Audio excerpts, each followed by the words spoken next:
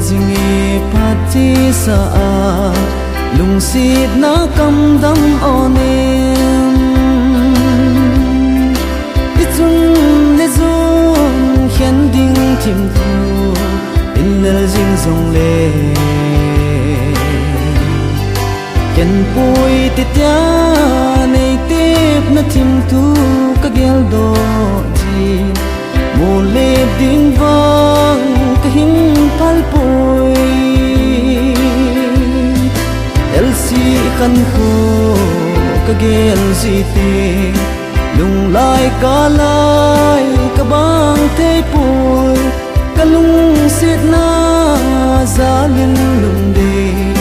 leng dang chang din ka hin pal de pui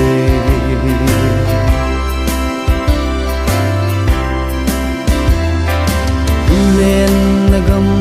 sit le chung a hin yen te te chung a lung si lo ana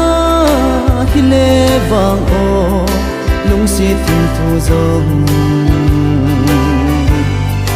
lel sam po nge lung de na ko ma ding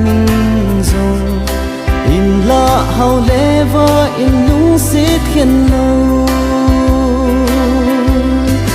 el si kan ku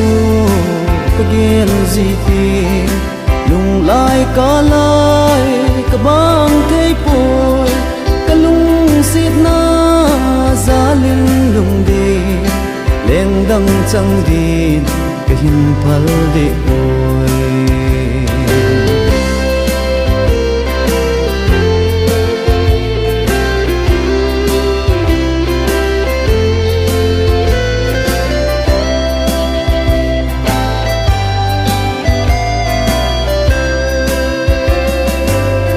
ka khan khu le na khan khu cheng ho khan khu lom lo hi song le iki lung si na zalin o